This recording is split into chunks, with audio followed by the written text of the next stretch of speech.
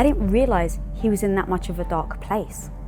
And in my darkest times of us being together, I didn't tell him I was in my darkest place. And I think about how many couples do that, where they maybe put on a good face, they say they're fine, they try to put on, the happy, brave face for the sake of the relationship, or maybe one of you is struggling, so you want to show up happy, but you're still struggling yourself. How many of us convince ourselves that we're fine? I hope people hear that. I mean, I can feel my heart pounding as you're saying that.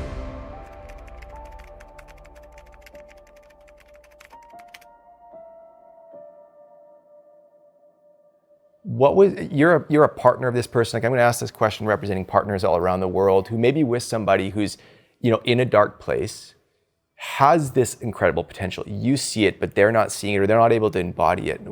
What was happening in your mind? How did you give him patience, and then also let him know when the time was there?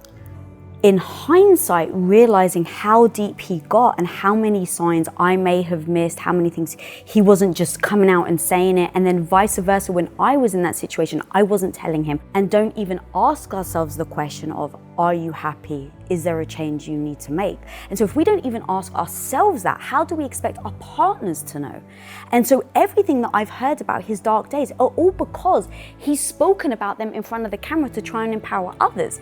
And then the same for me, but what about those people that don't have our careers, right? Or have a YouTube show or things like that? How do they start to listen to their partners? I think it all comes to having the agreement that you're going to look inside yourself first and then start that communication. But if you're not saying it, if you're not saying you're unhappy, if you're not even acknowledging it within yourself, how can your partner be there for you and support you? So to me, and the one thing we always do in our relationship is we look inside first. If there's a problem with us or we're clashing over something, the very first thing we do is we go, oh, is this my fault? Or maybe even if this was my fault, how could I show up differently? And that then changes the dynamic between us, where I come in. And so, real world example, we were clashing a few months ago. And I started to realize it's because I was getting very sensitive after he was saying certain things. And so I originally was just like, I can't believe you're just being mean. Like, you know me, we've been together for this long, and you're saying something that you know is actually mean. And then I would go away and I was like, okay, if this is my fault, how could it be my fault? And I'm like, oh, he's triggering me. I've recognized he's triggering me, but it's my trigger. So first of all, I have to own that I'm being triggered. I have to identify what that trigger is.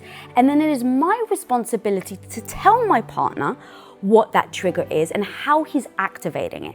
Now, even further than that, I won't just stop there and go, so please don't say that. No. Again, we have prioritized growth and growth together. So I recognize this trigger doesn't serve me. It's like what he said many times, right? Does this serve you, yes or no? So I recognize this trigger doesn't serve me. So what I did is I said to him, I recognize I'm being triggered. I recognize it doesn't serve me. So I'm going to be working through it. For the time being, please give me the grace to not use this word, say this, do this. And then as we go along, I'll let you know, like, I'm working through it, and then we can kind of work through it together. But it all stems with me having to say that. It all stems with me looking inside myself, figuring it out myself, and then communicating with that with your partner. So many of us want the other person to guess, well, they know me. I can't believe he doesn't realize I'm in a bad mood. And it's always this, like, you have to read your partner's mind or guess where they're going through or what they're going through. And just having been together for 22 years, we realized that didn't serve us. And so doing the inner work first, agreeing to that as a couple, and then giving your partner space to communicate with you how they're feeling, what they're going through, and then coming up with solutions together. But I just think it's very difficult for a partner to have the way of, if you see your partner's going through something, what do? It's like, it actually has to start with the person that's going through it. I feel like that's like a master class for couples that need to hear it right now. Lisa, what do you hope your legacy is? Oh, so Tom and I really spoke about this when we were deciding on kids. So when we got married, I very traditional Greek Orthodox woman. I wanted 4 children. Then, having been thrust into a startup company called Quest Nutrition, I decided I really love business and I really wanted to go down that path. And then when I started to think about kids, I was like, why did I want kids in the first place? Like, I just started to give myself space because I didn't even question it. It was like, was told I was going to have kids. So when I started to ask myself the question, the very first thing that came out was, oh, it's because of my legacy. And then I was like, but what does that even mean? Like, we throw it out as a word, but have we identified like what legacy may mean to me? Because I think it can mean something different to each person. And so as we were sitting there, I was like, well, I want kids for a legacy. What does that actually mean? It means, okay, when I'm dead, how am I going to be remembered? Someone will remember me. And I was like, okay, well, yes, if I have kids, my kids will remember me, but is that what I want legacy to mean to me?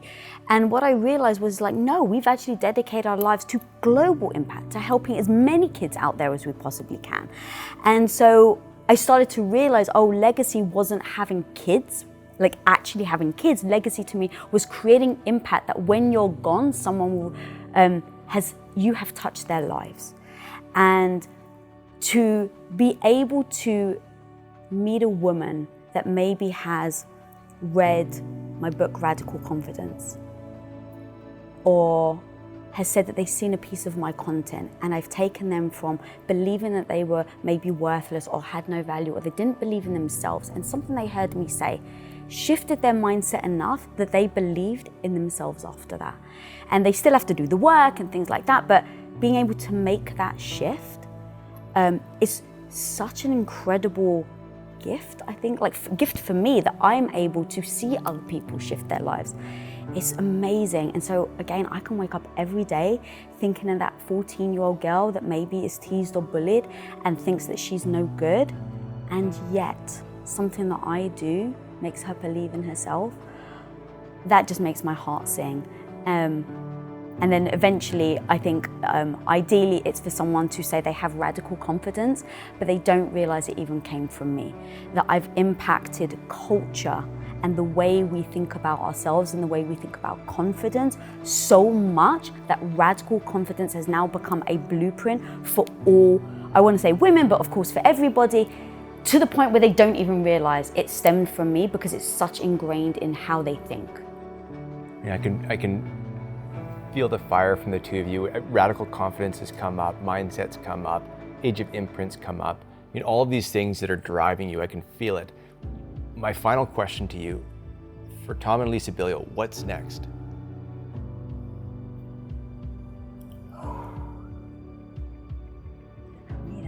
Oh, you know I have my answer on lock, so.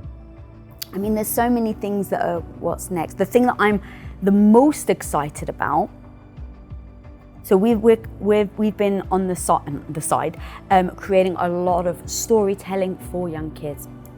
And I've really been leading the female story that's called Wish Academy. And it's Women of Impact Superheroes.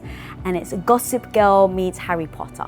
So each year is a school year for girls in the superhero world, where I've kind of basically written the character as if it was me, with her superpower is empathy, but everyone thinks it's a really lame superpower because you can't fly and it's not the speed of lightning or anything like that. So everyone ignores her superpower, and what you realize is it's actually the thing that ultimately everybody wants. So getting out a story that is really directed for those young kids is so exciting to me.